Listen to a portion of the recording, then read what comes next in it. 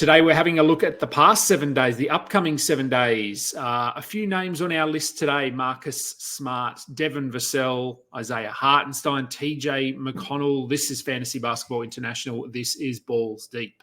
I hear something.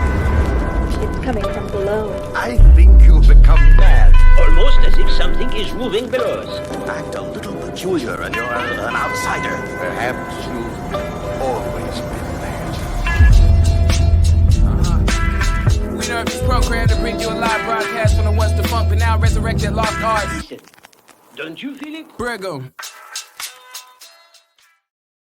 Welcome to the Balls Deep podcast, part of the Fantasy Basketball International Podcast Network. I'm Adam King at AdamKing91 on Twitter. Is where you can find me. FBIbasketball.com is our website. All of our stuff's there, all of our shows, all of our content, access to our leagues, access to Discord. This is our Friday show, so we're just having a look at what's been happening in the league the last few days and how that might translate to fantasy for the upcoming week or so. Last week, I believe I had Dan Titus. This week, a new guest, someone who hasn't been on this show before, Kayla Fonte. Let's bring Kayla in now.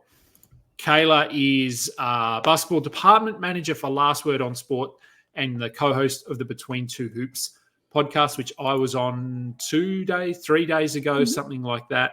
Kayla, thanks for squeezing me in and jumping on the show today. Yeah, thanks for having me on. I'm very excited for this episode. Now, as I said, first time coming on the show, so a lot of the listeners, a lot of the viewers might not be familiar with who you are yet and where you fit in the fantasy basketball landscape. So the floor is yours if you want to give us a bit of a breakdown of who you are and what you do and your story, that sort of thing. Yeah, for sure. So really quickly, I started getting into fantasy hoops about last year. And since then, it's just the rush of every game and all the points and everything like that really just got me hooked on it. So this year I started writing about it and focusing on it for Twitter. I'm also a department manager for basketball at Last Word on Sports. And even after that too, I started a show with my co-host NBA Fantasy Bible called Between Two Hoops, and where we just talk about fantasy. And my career has really just taken off from there. And it's great to be noticed and invited onto all these shows. It's been great so far. No, that's all right. I mean, I think you'll discover pretty quickly the fantasy basketball community in terms of analysts are all like they go out of their way to help people. It's not a sort of a situation where we're competing against each other. If I need anyone on my show, I can reach out to a sort of one of about 20 or 30 people, and they usually I can find one who's happy to jump on. And so yeah, it is a very giving community. And I mean, in Australia, being in Australia, I'm not sort of well versed in the fantasy football space, but I do hear that it's a little bit more cutthroat in that area where analysts are sort of competing against each other to try and be top dog and that sort of thing. But that's not the case here with fantasy basketball. So yeah. And I guess, I mean, we won't go into too much detail because we've got basketball to talk about, but is working in the basketball space, is that your full-time job? Like, is this what you do, or do you do something else and this is more of a hobby? So for me, this is a hobby that sort of went too far. But I do also have another job that I have to do. So how is it sort of situated for you in your life?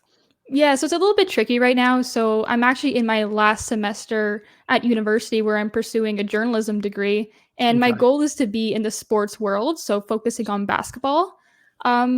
The main reason I went into fantasy is because I really just fell into love with it. And then also at Last Word on Sports, we had to choose a specialty. So I decided to go with that one and kind of get some money for it too while I was there. Yeah. But hopefully, like, my options are still open. Is anything with basketball, and hopefully that would be fantasy. Even NBA rumors is another specialty that I'm exploring. So something in those two areas. Yeah, and there are plenty of rumors every day in the NBA. So, no, look, it's good. And I mean, doing journalism, obviously, that's sort of gearing you towards this, a career in, whether it's fantasy basketball, but even just anything in sports, I think would be awesome. If I I'm lucky. I love my full-time job that I do, but if I wasn't doing that, I would love to be able to do basketball or fantasy sports or sports full-time. For sure. It's amazing. It is. We're very lucky.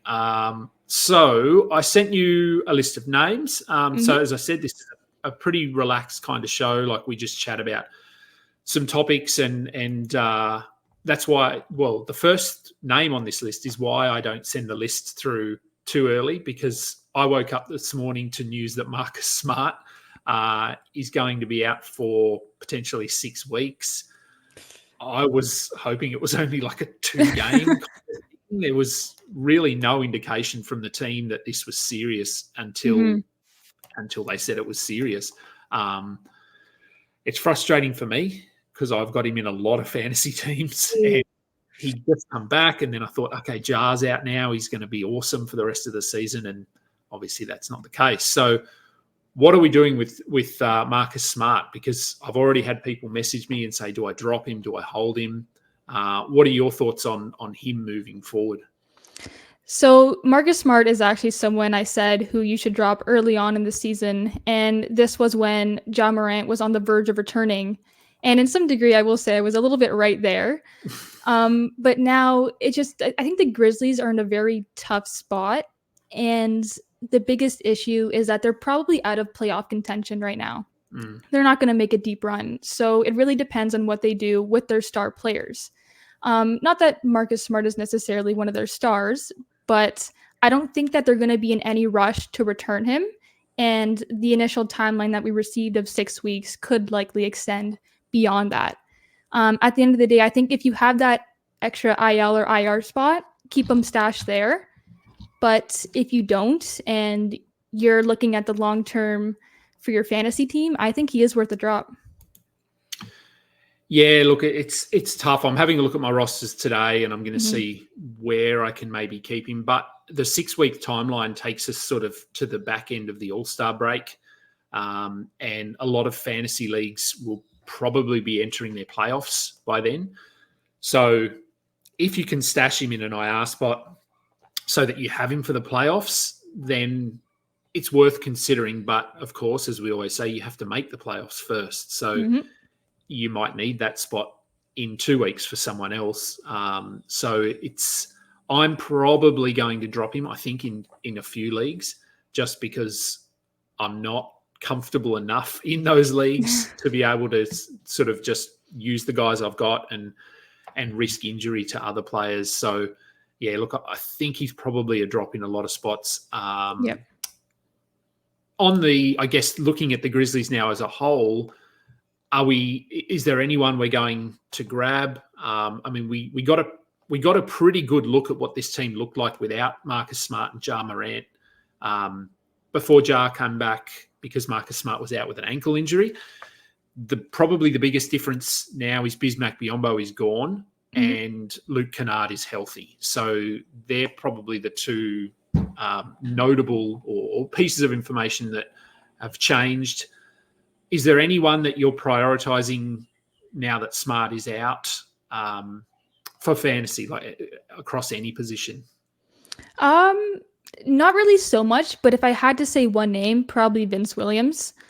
He was inserted into the starting lineup pretty recently too, and he was pretty solid from a points perspective. I'm not sure how useful he was in categories. I think he was, though. But usually I don't really stream anyone from the Grizzlies. They're not a high priority team for me. No. Especially because I already have Desmond Bane. So I'm pretty much set there. I know his usage, his impact is going to increase. But if I had to say someone, Vince Williams. Yeah, I think Williams is still probably the priority.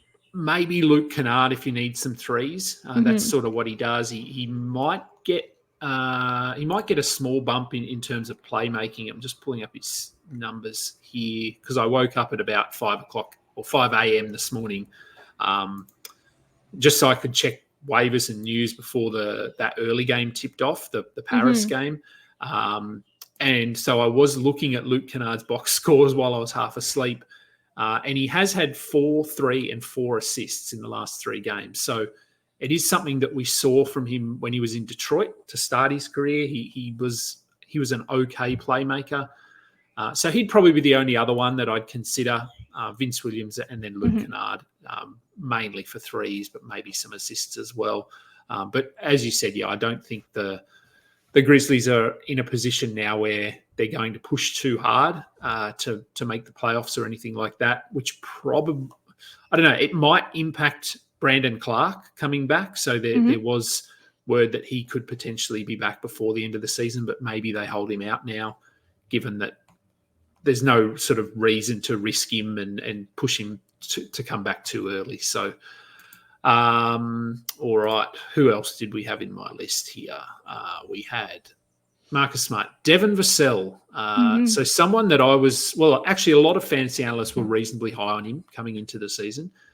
He's been underwhelming, I would say, for the majority of the season. He's been okay, but nothing special. He's 62nd in category leagues, in 9 category leagues. For the season, over the last 2 weeks, he's a top 20 player. So he's looked a lot better. He scored double digits in 8 straight games, at least 20 in 5 of those. The steals are up. He's got at least a steal in all 8 games as well, multiple steals in 5. So it does appear as though he's figured things out. And I think the move by the Spurs, they've moved Keldon Johnson away from him, so to the bench, I think has helped him. What are your thoughts, I guess, moving forward on Devin Vassell? Because he was someone, as I said, I was pretty high on him. I saw him as a top 50 player this season. And do you think that what we've seen from him in the last 2 weeks is sustainable, or is this more of an outlier? I think this is something that is sustainable. I feel like the Spurs spent a lot of time trying to figure out lineups, as we've seen with the whole Trey Jones and the point guard situation. I think now that they're realizing that he's producing at a very high rate and great level, they're going to continue to use him properly, hopefully. But this is also an opportunity to sell high on him, if that's something that you wanted to do. If you're concerned about how his minutes, his production will look for the rest of the season, this is the time to trade him off and try and get something even better in return. Yeah, I think it's the same worry that we've got with Wembanyama, and the Spurs are obviously not going to make the playoffs. So there might come a time when, when they do decide, like we saw last season, where Vassell is playing every second game, or they come up with an injury, or so there is that risk. So if you wanted to sell him off now, it would be a good time. I probably wouldn't give him up for anything less than a top 40 player. I know you're more of a points league sort of specialist, but I know he has value across both formats.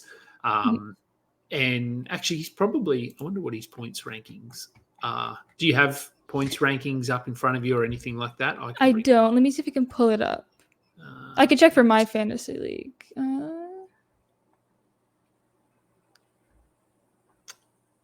Come on, load up. Okay. Okay, so not quite as much value in points leagues as category leagues. Yeah. And I mean, part of that is the steal and his percentages. So in a points league, maybe you're looking at trading him away for a top 50 player? I would say so. Maybe even his ranking is pretty low right now. It's lower than I thought it would be. But yeah, I would say top 60, 50, around there. Yep. You would be getting your money's worth. All right. Now, on the flip side, a player that has looked pretty bad, much to, I guess, the surprise of many, is Steph Curry. The Warriors as a whole have been pretty bad this season, and especially over the last few weeks. So Steph Curry, I think we're sort of, I mean, I've tweeted about this, and he just hasn't looked himself consistently, and I'm sort of waiting for that game where everything clicks and he goes off and scores 50 points and hits 11 threes.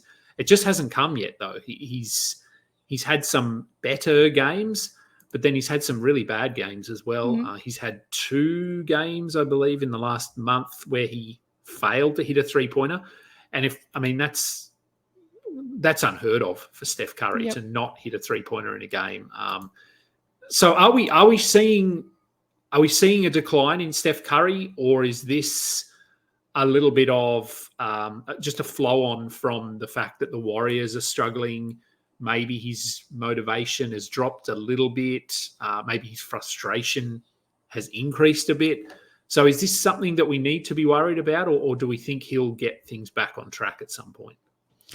I honestly think that this is something that we do need to be worried about. I have a feeling that it's the beginning of a decline, and it's not going to be a super steep decline where we start seeing horrible numbers across the board. Yes, he's been inconsistent this year, but that's also due to a variety of factors. We have the Chris Paul trade, age, suspensions. I feel like they're just not clicking. The chemistry isn't there, as we've seen with Jonathan Kuminga and Steve Kerr. There's a lot of factors at play right now, and a lot of players on the Warriors have been underperforming, so it's not just all on him. Even his points, his rebounds, assists, those averages are all pretty down compared to last season. But I feel like a lot of what's going to happen going forward is going to be dependent on this trade deadline and what the Warriors do. Yeah, it's an interesting situation because, I mean, you think of Steph Curry as this elite shooter who sort of goes at nearly 50% despite being a guard and shooting so many threes, but his percentages are down. The assists are down by, well, a significant amount, I would say. This I think season, about down. 2. Yeah, almost 2. 3-pointers are still sort of hovering around that 4.5 to 5. Yeah. He's sort of that's never going to go away. And it's, I mean, if we think back, because people that are sort of saying, well, the Warriors, they're a spent force and this is impacting Curry, and we haven't seen this from the Warriors. A couple of years ago, they were pretty bad. That's why they got the James Wiseman pick, which shouldn't have been the James Wiseman pick in hindsight. But they were bad the year before that. But Curry was injured, so he's not used to playing on. He hasn't played on a losing team for 10, 12 years. I don't know how long it's been, but this is a new experience for him. And so I think mentally it's got to be impacting him on the court, and he's probably feeling a lot of pressure. Klay Thompson is, I mean, he's not washed, but he's certainly not the player that he was before his injuries. Draymond Green has been AWOL basically with his on-court antics and then the suspension, and Kevon Looney has sort of turned into a nothing. I think just as the league as a whole progresses and moves more towards floor spacing and stretch fives, that sort of thing, players like Kevon Looney might be left behind a little bit. So, yeah, look, I just think they're in an interesting spot. It's going to be curious to see what they do over the next 12 months, whether they do tear it down and try to sort of give Steph one last run at a title, or do they let him go? Or because I don't think with the squad they've got, they can't compete for a championship. Yeah, definitely. So if they were to tear it down, they would have to look at moving Draymond Green and probably moving Klay Thompson. And it's a weird situation, but as you said, I think it is something to worry about. He's older. I don't think he's getting back to being a first-round player. No, second or third, I think. Yeah, I would say next year he'll probably go sort of in that 15 to 20 range. Yeah. Because obviously his three-pointers are a difference maker. He's the only guy in the league that can hit 5 threes per game. And as I said, that's going to stick around. All right, who do we have after Steph Curry? Oh, yeah, a good player. Isaiah Hartenstein. So someone who a lot of fantasy analysts have just been waiting for him to get significant minutes consistently on a Knicks team where Tom Thibodeau seemed to be doing everything to not give him minutes, bringing in Taj Gibson, starting Jericho Sims. But I think we're finally there. I think they've realised that Isaiah Hartenstein is actually a good player. You can run the offense through him. He's not an elite defender like Mitch Robinson, just in terms of his rim protection. But if you look at his defensive numbers for this season, but especially over the last month, he's at 1.5 steals and 1.7 blocks. And that's elite production in terms of fantasy numbers. So where do you sort of see him, like what we're seeing from him? I don't think Mitch Robinson is coming back anytime soon. I don't think he'll be back before the All-Star break. So what do you think what Hartenstein is doing, what the Knicks are doing, is this sustainable? And because people are sort of messaging me and saying, do I sell him now? Do I need to get rid of him? Or can he keep producing at top 50, top 40 value? I think he can keep it up. So far, like his ability to adjust into that starting role from the get-go has just been incredible. And there hasn't been a single game where I've been disappointed with his performance. He might not be able to give you those high stock numbers every night, but in the long term, it's definitely worth it. And like you said, Mitch Robinson, I don't think he's going to return anytime soon. I know there was reports that he could potentially make a return late in the regular season or by the time of the playoffs, but by then, he's not going to play significant minutes or even get back that starting role.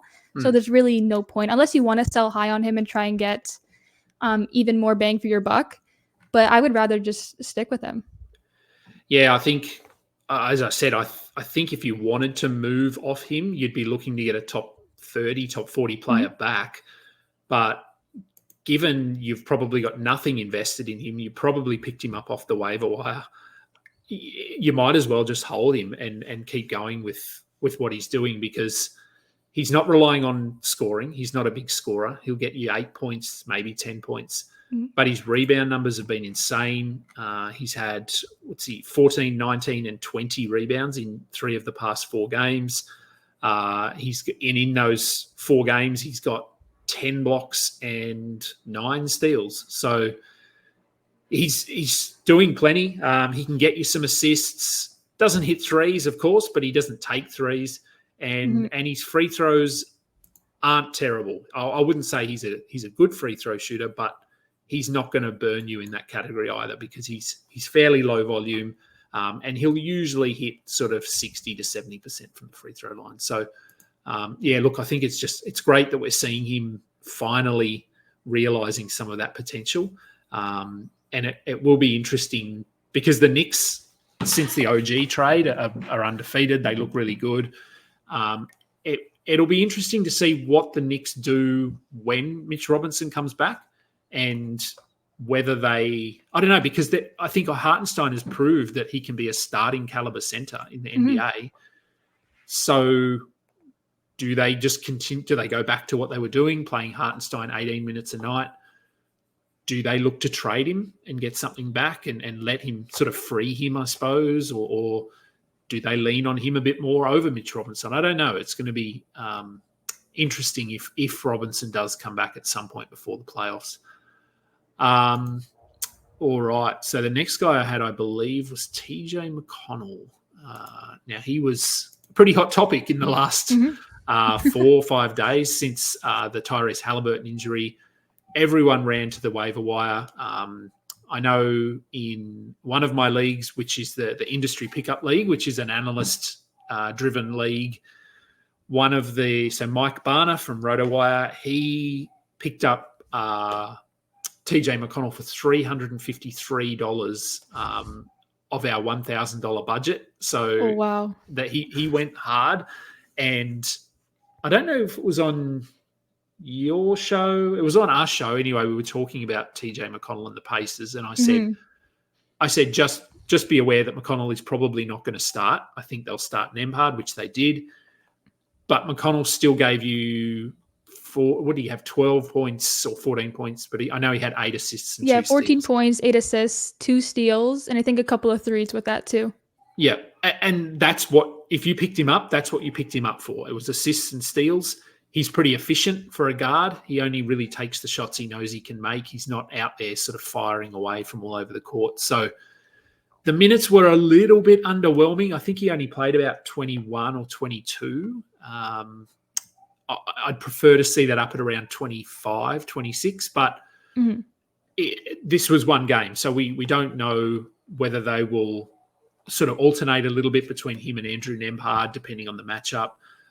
But I think if you picked up McConnell, you have to be happy with what we've seen in the one game. And we talked a little bit about this injury. It's a 2-week reevaluation period, but I think you're probably going to get 3 to 4 weeks of value out of McConnell. Would you agree with that? I would agree with that too. I don't think they're going to rush Halliburton back. And then again, there's no guarantee that he is going to return after those 2 weeks. It's just a reevaluation. And usually those take a little bit longer than reported. Yeah, and we know like hamstring injuries are tricky. The amount of times we see guys come back from too early from a hamstring or a groin or a calf, and then they re-injure it or they tweak it and they're out for another 2 weeks. Pacers would be very familiar with this, having had Malcolm Brogdon on their team for a couple of years. He's sort of the poster boy for soft tissue injuries. So they'll be aware that this is not something they need to push.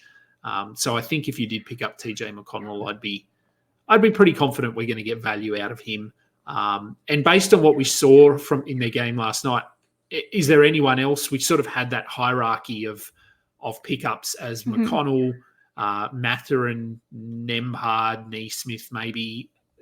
Did you see anyone else sort of put their hand up to be a fantasy asset moving forward? Not really, to be honest with you. And like you said, that hierarchy is exactly what I would rank mine as. McConnell is someone who I picked up almost immediately after I found out about Halliburton, and he rewarded me last game too. So he's definitely the number one pick. Outside of that guy, though, everyone else, they kind of underwhelmed a little bit, at least in my points leagues when I was looking at their stats. They only got, I think, about between 10 and 20 fantasy points, especially Mathurin too. It's a little bit surprising considering he's been on that hot streak and he's going to be receiving those increased minutes, but he would still be my second pick for a streamer. Yeah, Mathurin is a bit hot and cold. That's been his issue across his career. I mean, it's not a long career yet, but that's been his problem.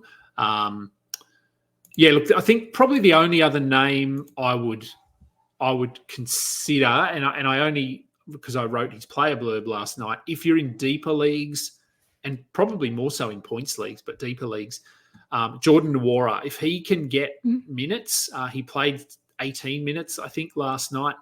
He can score in a hurry. So if there's some blowouts or they just need some scoring off the bench, if Jordan Nwora sort of plays 22, 24 minutes, he could get 15 to 18 points in that time. He doesn't do much else, but we saw last season, I believe, with the Pacers, he had a really good stretch of games when the Pacers didn't really care and they were just rolling Nwora out there. So he's someone just to monitor. I'm not saying go and pick him up, but just keep an eye on what his role looks like. The last guy I had on the list here is Cam Whitmore, who has been playing really well and coming off a career-high 33 minutes against the Bulls last night. He scored in double digits in 5 straight games, despite only playing about 15 to 16 minutes in most of those games. Tari Eason doesn't have a timetable for his return. There's no indication that this is a long-term thing, but the Rockets are sort of being forced to play Whitmore, and I think they're realising what they've got. I think when they draft, because they got him late in drafts. They did. He dropped, I think, because of his injury concerns. Yeah, so I think when he was drafted, a lot of us were pretty surprised how far he fell and sort of thought the Rockets got a really nice bargain here late in the draft, and we're seeing why now.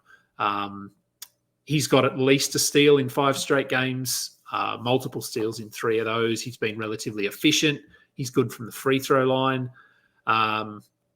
So, look, I guess the question here is, are we adding him in standard leagues? And do we think his role sticks even once Tari Eason comes back?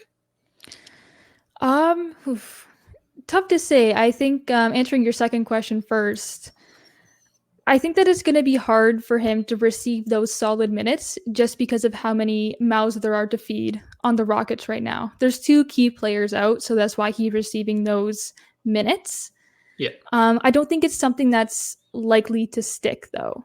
That's the only thing. I think that if there's injuries, he's someone who will receive those minutes, but it's very hard to predict right now. But I think now would be the time to buy Whitmore.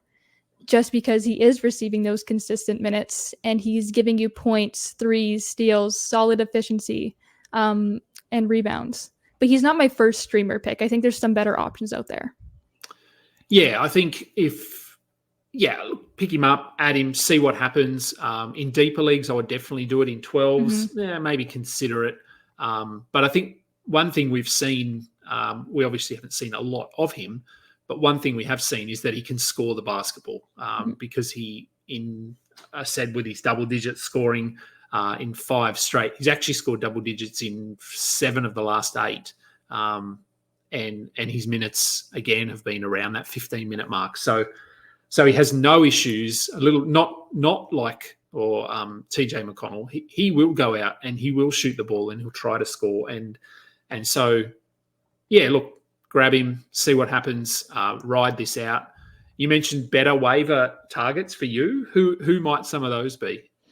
Honestly, TJ McConnell is the main one right now. I think he's still under 60% rostered in Yahoo leagues. So if he's available, I would grab him.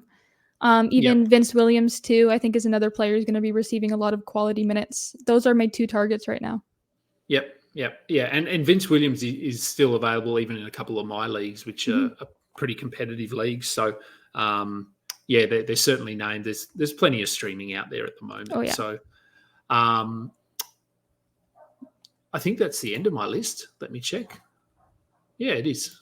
Pretty good. We got through everyone.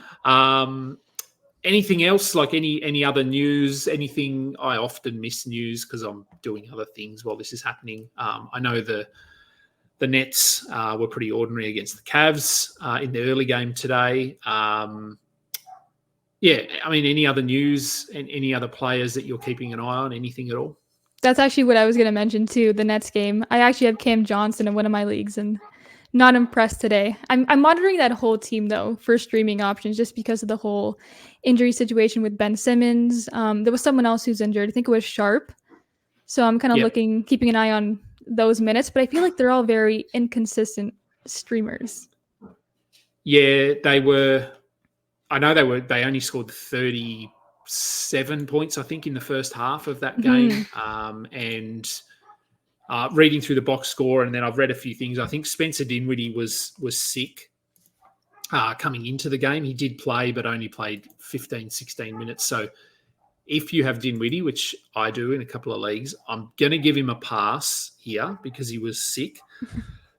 But he hasn't been good anyway. So Dorian Finney-Smith also only played 14 minutes because he was sick. So it's almost, this is sort of one of those games, I think, if you've got any Nets guys, you just have to move on, just forget it, sort of pretend it didn't happen.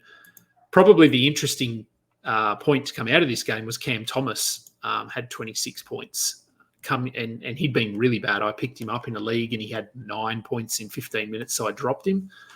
Probably should have held him in hindsight, but points leagues, I know Cam Thomas would have a lot more value than in category leagues. Is he someone, because in category leagues, we've been telling people that you can just drop him and move on because he doesn't do enough. Are you holding him in points leagues? So I actually did have him in my points leagues a couple weeks ago, but I dropped him pretty fast. Like you said, he does have more value in points league just because he's a pretty one-dimensional player. He'll give you points and threes every so often. So that brings up his value. He's not someone that I would say is a must-rostered player unless you're in a really deep league. I think that if there's a better option on the waiver wire, I would drop him and pick him up. And lucky I stretched it out another 30 seconds because a tweet has just come out that said LaMelo Ball could return tomorrow for the Hornets, which I'm very happy about because I've had him in an IR spot for 6 weeks. So that's good news. If you've got LaMelo, hopefully he can come back and actually stay healthy. Those ankles have been a bit of a trend over the last couple of years. So with him back, the question that we're going to get is, what do we do with Terry Rozier? Do we sell him now or do we hold him? I just don't think anyone's going to give you a top 30 player for Terry Rozier. So I'd be holding, but what do you think? I honestly would hold too, especially if people already know this news. They're going to know that his usage, his production is going to drop. I think I would rather just ride it out and see what happens. I think that would be the safest thing to do. Yeah. I think that's what I'd be doing as well. Because as you said, most managers who are still active at this time of the year are going to be pretty knowledgeable, and they'll know that LaMelo's coming back and the impact. So, I would just be holding rosier. All right. Well, I'm going to get back to work. I'm going to let you probably have some dinner, I guess. Or yep. It's dinner time over here. Yep. So before I let you go, let people know where they can find you and where they can find your work and that sort of thing. Yeah, for sure. So for my work, it's lastwordonsports.com. You can find me in the basketball section. And on Twitter, you can find me at Kayla_Fonte. And that's also where you can find NBA Fantasy Bible and our show Between Two Hoops. Yep, great. So thanks for coming on. That will do it for today's show. Remember, you can check out all of our content over at fbibasketball.com. We're up to 6 weekly shows now, so we're closing in on 7. We are on Google Podcasts, Apple Podcasts, Spotify, YouTube, of course. If you could give us a thumbs up and subscribe, we'd really appreciate that. Until next time, catch up. All right. Thanks for having me. You just listened to another episode from the Fantasy Basketball International Podcast Network. Thanks for joining us. And for more information about joining our community, please check out our website at fbibasketball.com.